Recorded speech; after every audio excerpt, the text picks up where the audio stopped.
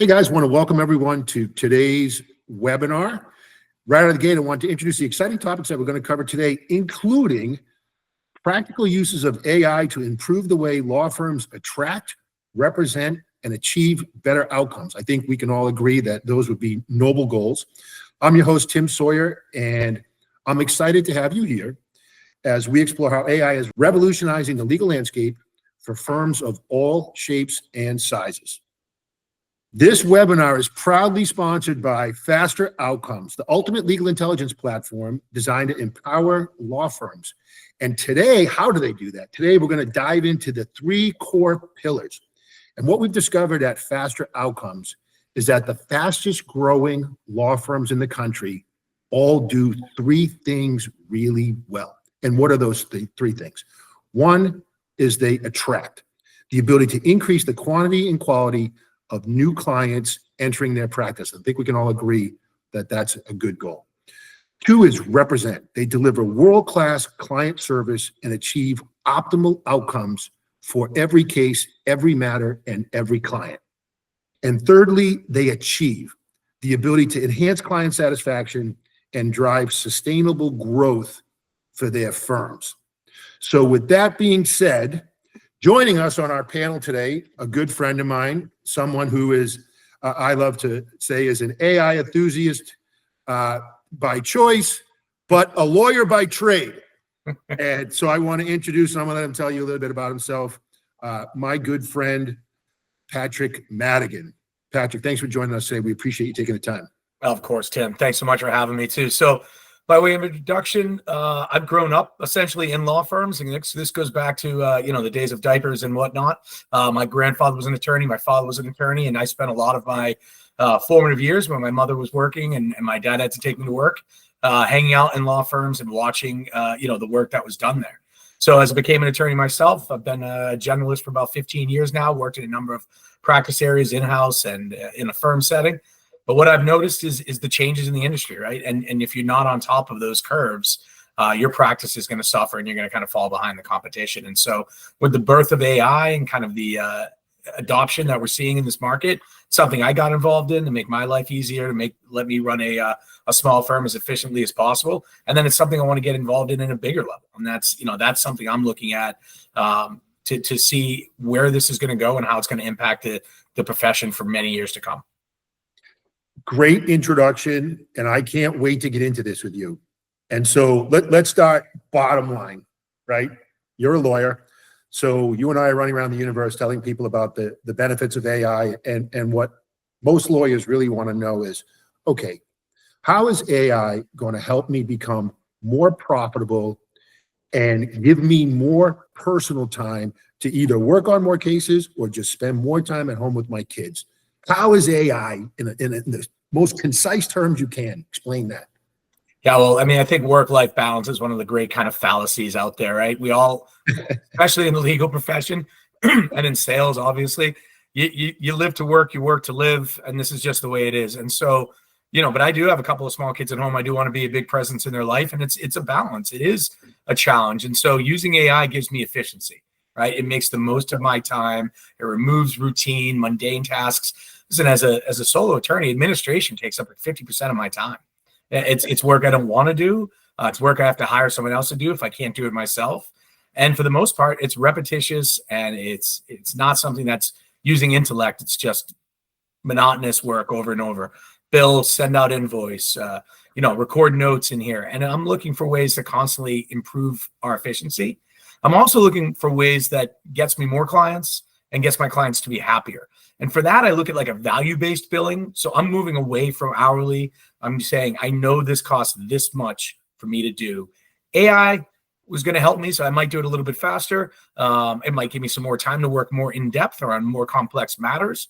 But essentially what I'm looking for is efficiency. And if I can deliver that to the client as well, it gives me a leg up on the other attorneys who are doing similar work. So the change in billing and the ability to have more time, both in my personal life and to concentrate on more complex legal matters. That's how I'm doing it to drive more profitability to my firm, and greater satisfaction with my profession and my work. I think it's only going to continue to grow. I think my ability to concentrate on the client is going to be really dramatically improved once I can remove some of these more difficult, mundane, tedious tasks. And you brought up a good point. You said your ability to spend more time focusing on the client.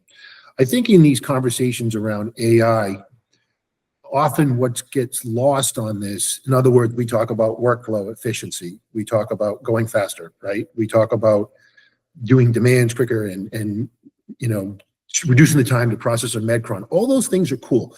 But sometimes I think what gets lost in all this is ultimately it's about getting a better result and keeping the human at the center, right? Yeah. The client at the center of the discussion.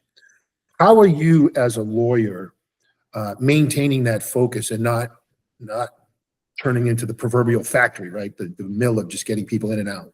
Yeah, I mean, I'm lucky to be wired the way I am, which is a sensitivity to the client and to, delivering on what I promised that client and to make sure that they're happy. And I think that's, ultimately that's like maybe a customer service background or whatever it may be. And I think most attorneys have that in them.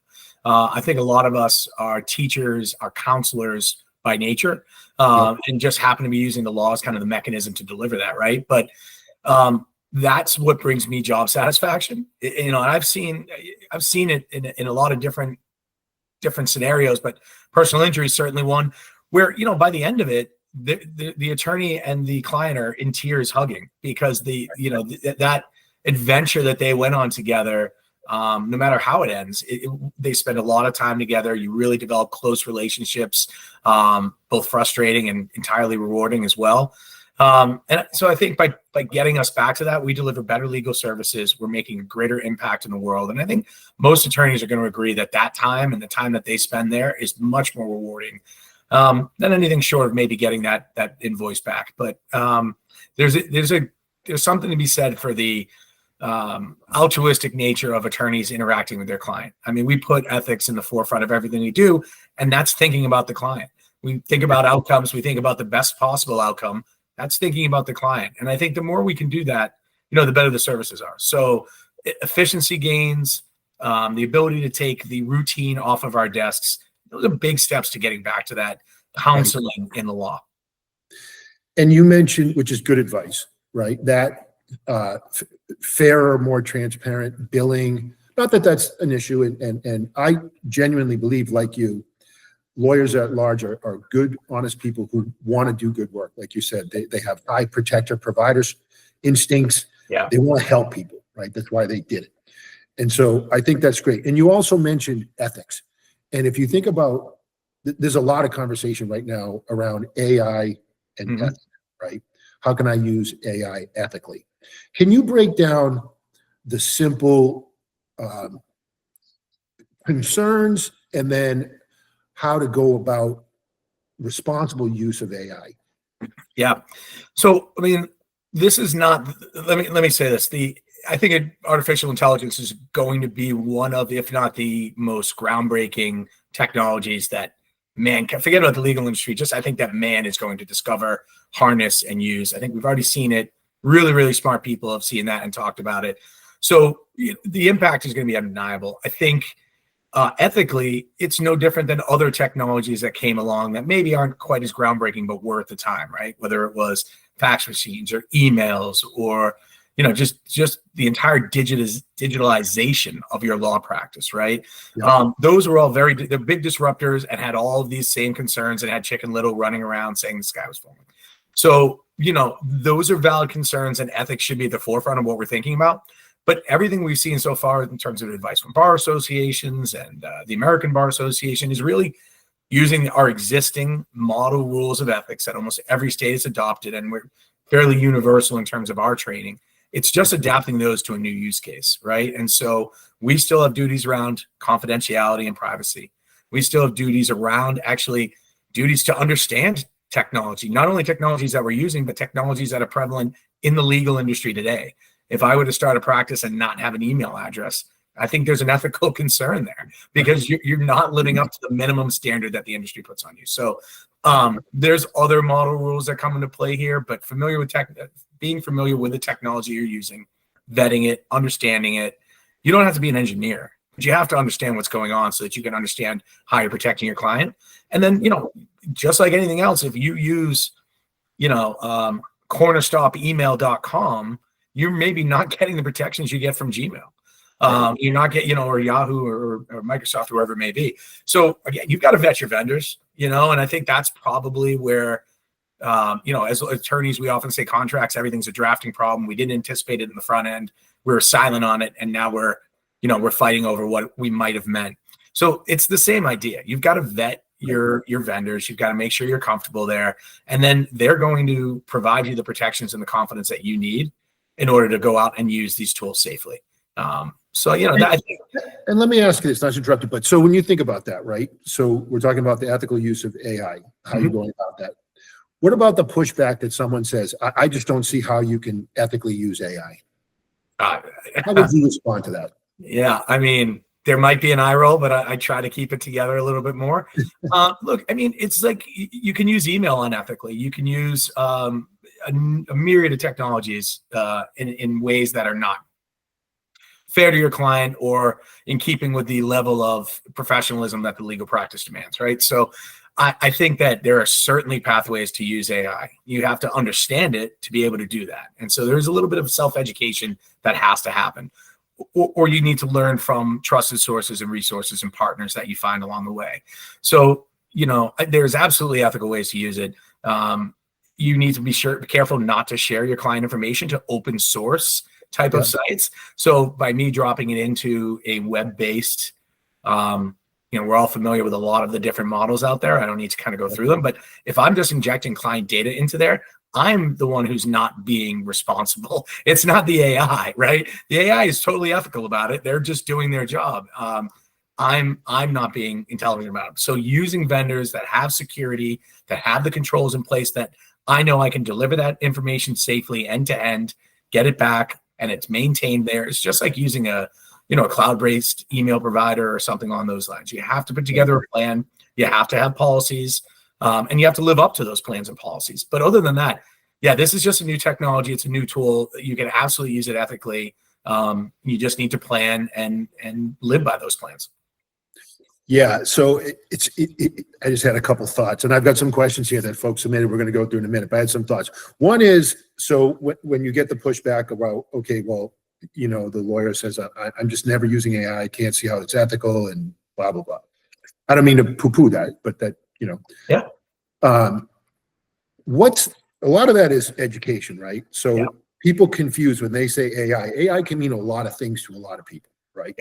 So you've got open source AI, which is just you're putting stuff in there, and I want you to kind of walk us through the difference between open source AI, the risk associated with that versus not open source AI that's protected, and what are the key differences and the best way to go about making sure that you're not putting the wrong stuff in the wrong bucket. Yeah, I think there's a few different things we could mention here. I think one of the big ones that we're seeing is how that AI is being used.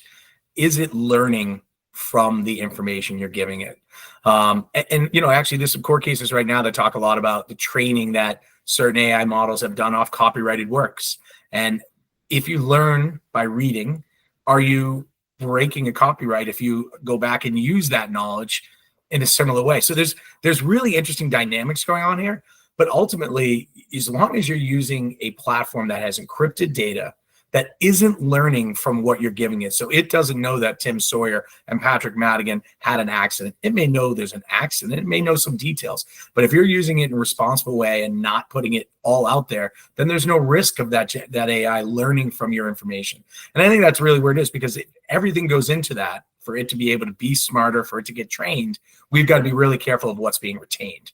And so if you work with these more closed providers, you're dealing with a non-corrupted area of information where you can query it, you can get responses back that you can trust, but you have an element of control when you put client information in there.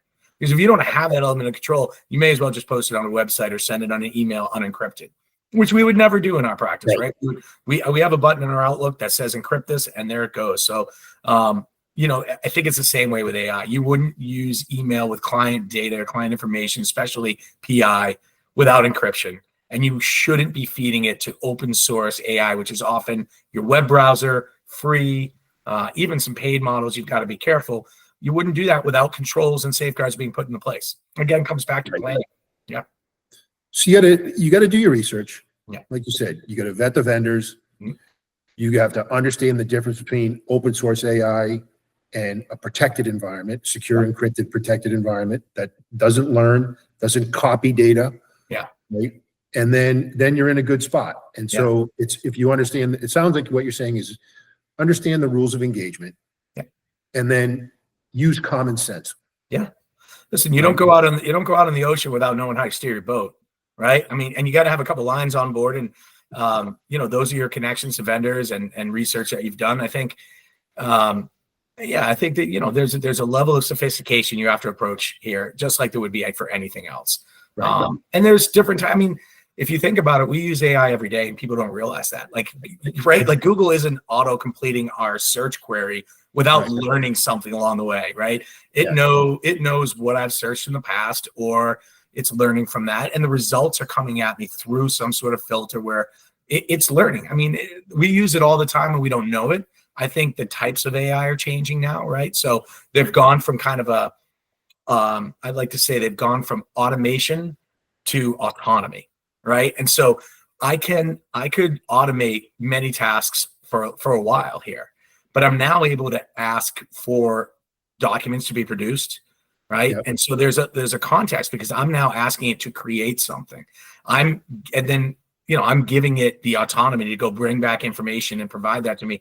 And when you get into the changes in AI and the maturization of this technology, you end up talking about things like agents. And if you have an AI agent, which is essentially an employee, it's essentially a very smart human being doing very specific mundane tasks.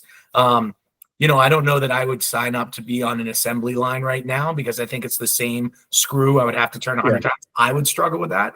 But an AI agent wouldn't. And a matter of fact, it's going to get better at turning that screw the more it does it. And so when you look at that, I'll give them the autonomy to come back to me with the information I need, to come back to me with a sample document that I'm looking for. And that's much different than me just saying, go schedule this, or go, maybe send this email en masse. I don't, I think those were great, and we'll still use those, but it's really exciting when you think about the ability to add 20 AI employees under, one attorney. There's a lot that I can get done and I can achieve. So that's the change that I'm seeing, right? We're kind of going from just take care of this stuff to let's do some reasoning. Let's talk about this a little bit. And that's really exciting. The ability to think and learn. Yeah. Which brings up a good point, because so there's this concept now, when you talk about agentic frameworks, there's this concept of probably some of the best use of AI technology starts with your own IP, right? So if you think about, we're always thinking, well, what can I use to what can I do to manipulate this document, maybe make this go a little faster? But we haven't stopped and thought, what if I take all the IP I've ever had in my firm since inception, put it into one non-contaminated instance? What would be the power of that for a law firm with 20 lawyers? Walk us through what that would look like. I mean, I think we all have said I can't be in, two places at once, but you kind of can be, especially if you're, a very busy partner, or even a first-year associate who's trying to climb the ranks, right? The ability to go in and say, what document do I use here? What's my starting point? Or what's this unique clause? Like, I would have to go back and look. I'd say, I know I've had a case like this. I have some language that's really good for this use case. I think it was from a year ago. Yeah. What was that file? Like, I could be done with my task by now, by just that thought process. So, and I can share that with everybody in the firm, right? So the fact that there's 2 or 3 other people working on similar cases, we all have the same, database, knowledge base to pull from. You're getting similar work product. You're getting a high level of work product. You don't forget that language. You don't try and do it off the top of your head. You don't pull from you found a good case that has some language, but it's not the most up to date, right? Like, I've redone that and improved it, and I reflect things. Let's say it's a client information statement. I'm saying, hey, I need to find the language I want to include for AI use now, because I want my clients to know that I'm using AI. I'm not trying to hide that. I'm not cheating on a test here. I'm giving you the best work product I can at the best price I can as fast as I can. And that's, I'll lean into saying, hey, I use these tools to help me. And so if I need to find that little 2-sentence blurb that says that, or something even more, I need to go back and find it. I need to know where it is. And that takes time. It's not anybody who's ever searched for a document in your standard kind of Microsoft library where it's very different from what AI can now do, which is I'll have a conversation. I'll ask pointed questions. Better yet, I'll ask. Hold on, because you're bringing up. So I want to make sure people are tracking you. Yep. So now what you're talking about is the ability to chat. Yeah. With your research, your existing documents, chat with a 50,000 page Medcron. Yeah. I mean, how revolutionary is that for a lawyer to think like that? Yeah. I mean, look, it's revolutionary, but it's also really expensive to create that with a human being. So the medical chronology example is a great one. Like I might have a nurse paralegal on staff for a year, maybe more, depending on how ongoing some of these cases can be, how complex they are. I mean, that's a big hit for that year. It may pay out in the end when the case settles or when the case goes to court. But, if I can get that type of help, that type of interaction, makes me a better attorney too, because now I'm getting the context that goes around. I'm getting the rationale. Why isn't it this way? And now I can get that same information back. Okay, let me think about this. That's the other side of it. And attorneys love playing both sides of the argument, right? We love to understand that. Yeah. So, you can ask questions, you can tap intelligence, publicly available information. You can use it for the amount of research that you need to bring back that information to better inform you of the information you have. Like it's very powerful. And the ability to process that many pages for a human being, I mean, we're talking a ton of time. And so again, like we're shorting the time, there's your efficiency. You've the ability to better interact with it. Again, I keep going back to that Microsoft search function, and I'm glad they have it, but I don't remember the name of the file because I'm a busy attorney and I don't have the most complete file structure here. All I need to do is know a few words, or maybe just ask it to go find something. Hey, I know there's a X case that includes Y clause in the contract. Can you find it for me? And can you see if there's any new changes in the law that might improve it? I mean, that's for me, that's having a partner, or at very least an associate, or a highly talented paralegal. So there's a ton of value in that, and it expedites everything, right? It's a speed. So if I'm tracking you though, you said, so again, putting all your IP into one instance, game changer. Yeah, absolutely. And then you mentioned the ability to update research. So I'm assuming if you're talking about agents, there's a research component to that goes out, and how does that work? You pre-approve sites that it gets from, or? Yes. I mean, in my own experience and knowledge, each one of these agents are specifically trained for individual tasks. And the 2 or 3 or 5 of them might make up a bigger task, because these things are so specially trained. You're getting a doctor's degree in Google, right? You're getting a master's degree in maybe formatting or writing, and presenting that information back to you. And so, I think that every single use case could have an agent for it. Every task that I do as a human could have an agent do that. And because it's not myself and 1 or 2 support staff, it's actually myself, my 2 support staff who are very adept at AI, and then this army of agents coming down the line, and it gets better and better as we go. I mean, you're much more powerful, and you're able to do a lot more in a lot less time. Yeah, and be competitive. Oh, absolutely. Again, we're building in different ways. We're advertising in different ways. Marketing changes. The pitch to clients or prospective clients changes. Because, like I said, I'm addressing that head on. I absolutely use AI, and if you're not, so I have to get this out because I'm thinking about it. So if you ask a lawyer 3 years ago to use AI, you talk about that, right? But at the end of the day, many were using AI for different reasons, and now we're at a place where consumers are, meaning the client, are asking AI but wanting you to affirm. Yeah. You are actually using AI because that's going to give me a more fair billing model 100%. And more efficiency. So it seems like that's flipped a little bit. Does that make sense? Again, I think we all want to work with people who are on the cutting edge of stuff, right? And I don't, There's the tried and true, which has its merit, but I like the idea of forward progress. I like the idea of different ways of thinking. And if it can lead to better billing and more steady, more consistent billing. Like if I know what things are, that's one of the most difficult things in the legal practice is you go to someone, I think this is 8 to 10 hours of work and it's 20. Yeah. We get halfway, 3/4 of the way there. What are you going to do? Not finish it? No, you need to. And, you know, that's difficult to budget against. Corporate clients struggle with it. Your individual client definitely struggles with it. You know, the efficiency gains on a contingency basis are pretty obvious. And I haven't seen any change in that practice there. So I don't know that there will be. But certainly in terms of alternate billing, I mean, you're providing the client a great service by just telling them it's not going to cost much more than this. So that they take that whole risk of you putting a lot more hours in. And sometimes you may win, sometimes you may lose. But when you understand your workflows, your tools, and your ability to consistently get something done, if you do it once, you can do it 100 times. I've heard that somewhere before. Yeah, and I'm thinking if you can peg, to your point, right, it's fairer and more transparent because you can say, well, I've done this 8 times before. Use your tool to tell you what's this going to take me, right? Yep. Granted, there's some variability. I feel like you could get case insights and do a better job at pegging what that number is going to look like, which is a huge service issue, right? Yep. Listen, the more we learn, the more data we have. AI is the same way, right? So the better inputs we give it, the more it learns, the more it progresses and improves the same way. I want to be a better attorney tomorrow than I am today. You know, it's going to only help more. And so, you know, I think that you lean into that. You tell clients right off the bat, I try to adapt the best technology solutions in the most efficient and ethical manner to deliver you the absolute best outcome. You can work with someone who doesn't touch AI if it scares you. But I think the reality is we all know we've been using it. We all know it's out there in many different ways, in you know, aspects of life, from criminal to civil, from Face ID to completing your sentences when you're typing in search. Yep. It's out there in so many different ways. I think our confidence is getting better. I think clients are starting to demand it.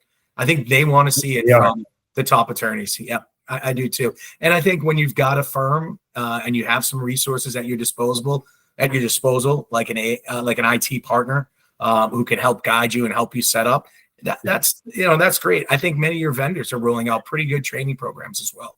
You know, and the better job you can do there, the more comfortable you can feel, and the more comfortable your staff can too, right? I don't want to. This isn't a tool just for an attorney either. It's an attorney. It's a So hold on, because I want to capture this because you're now our minds are starting to think.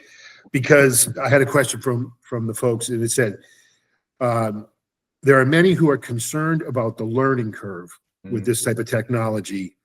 How can we ensure that AI integration just doesn't become another burden for already busy attorneys? Like, what as people, as enthusiasts like you, how can we help them? Like, what's step 1, step 2, step 3? And let me interject. I was speaking with someone on a podcast the other day who said their introduction, which got them comfortable with AI, was writing children's stories for their daughter. They would write the stories, and then him and his wife would share the stories at night. And he's like, "This stuff's great." Yeah. If it's good for my kid, you know. I have a friend who will ask what meals he can make out of the ingredients in his fridge. Now he's a bachelor, he lives alone, so it probably is pretty helpful to him. You know, there's a lot of different uses that we can have to get comfortable with it. I don't think you need to. I mean, I think you begin planning and putting the structure in place quickly because let's be honest, the pace of this is unbelievable, and as is the adoption pace.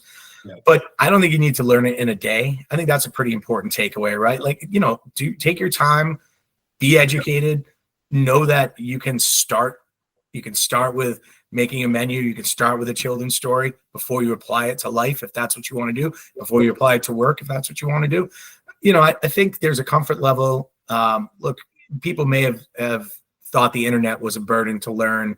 People may have thought email was, but it's just, there's some upfront learning. But the resources are unreal, right? The resources out there are all designed to push AI adoption because this massive wave of change is coming and everybody sees it coming. It's just a matter of if we're going to get off the couch and do something about it, or if we're just going to sit there and let the wave hit us. And so, you know, there's got to be an open mind to this. I think you can take your time with it to a certain degree, but the time is now to start planning and getting engaged with it, because it doesn't slow down for any of us. It's not going to get any easier the more time we let go, right? It's more complex. There's more companies. There's more concerns. It's all happening at real time very quickly right now. Right. So I also think, look, if you look at the efficiency gains, like it wasn't easy to get your law firm onto a new server. It wasn't easy to, to create a cloud system or whatever changes have gone through your law firm, but you did it, and now you're really happy you did it. That's kind of the same thing. I think education and the confidence to go out and try it. Again, try it with something mundane. Try it with something easy. Have fun with it. Let it do some content for you, and then graduate into more sophisticated tasks. But it's only going to get better. I mean, by the time you learn, one method, it very well could be producing even better results than it can now. Yeah, and I think that's actually really good advice. Take your time. Yeah. Find ways that you can use it that are comfortable. Yeah. And seek out help. Right. I think that's good. And then, but don't go too slow. Don't go too slow. Don't go too slow. The world's going. I get it.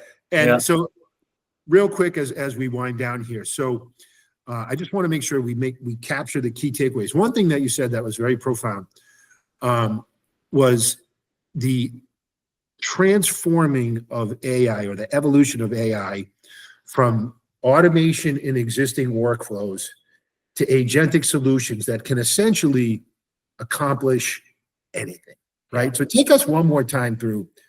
We were at automation, yeah, and then we migrated. What help the average guy at home like me or gal process that? Yeah, I mean, so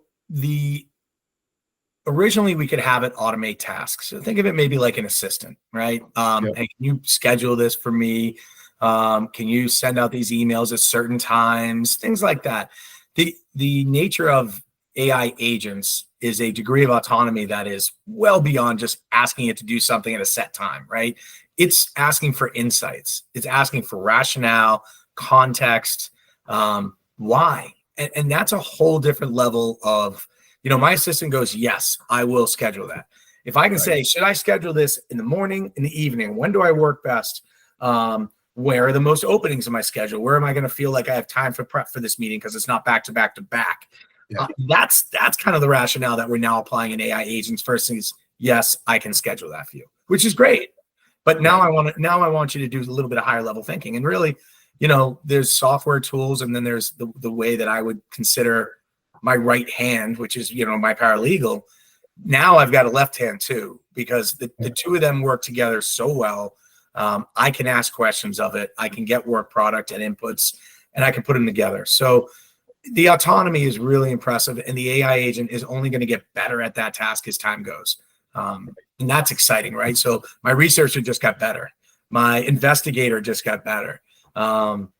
It's very fun to think about, but the way it's going is it's going to mirror really specific. It's that assembly line, but every one of those bodies is really good at the one thing they have to do. And the car that's coming off the rails there is a race winner. And what's funny is, speaking of cars and autonomy, the simplest application of this is AI is driving cars. Yeah.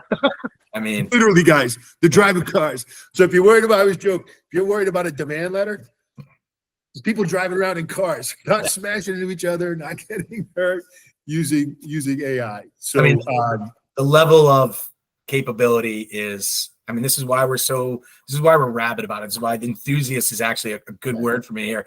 It's just because the sky's the limit and beyond that, right? Like the sky is like plural, meaning this is what powers a lot of what we're doing nowadays. That's on the cutting edge in the forefront. And the autonomous car is a great example. Yeah. So at the end of the day, we put you in the column of give it a try. Give it a try and be really excited for what's coming down the line. I think, when you give this all sorts of altruistic, really feel good sides of this, because we're talking access to justice, we're giving legal aid power. You have the ability to make an attorney more powerful. And I agree with you earlier that I think the vast majority of attorneys are out there for the better good, certainly looking out for their client, number one, first of all, and we can give them more tools to do that. Hopefully we're looking at a more equitable space, a more accessible space. And then just attorneys doing a better job. Great. Well, I want to first of all, thanks for taking your time today. I know you're a busy attorney, and hopefully using AI has empowered you to spend some time today giving back and giving some, and it's good advice, right? I think it's tough for folks to just ignore this movement in AI. So I want to thank you for your time and wish you the best of luck in firm. And also want to thank our sponsor, Faster Outcomes. Faster Outcomes is the ultimate legal intelligence platform designed to empower firms to attract, represent, and achieve incredible results. So grateful to Faster Outcomes, grateful to you, Patrick. And if anybody has any questions, we encourage you to visit us at fasteroutcomes.com. That's faster, F-A-S-T-E-R, outcomes.com. Send us an email, click on the form. We'll get back to you as soon as we possibly can. And we're grateful for you joining us today. Thank you. Thanks, Tim. I appreciate it. I think my autonomous cab is out front, so I got to run.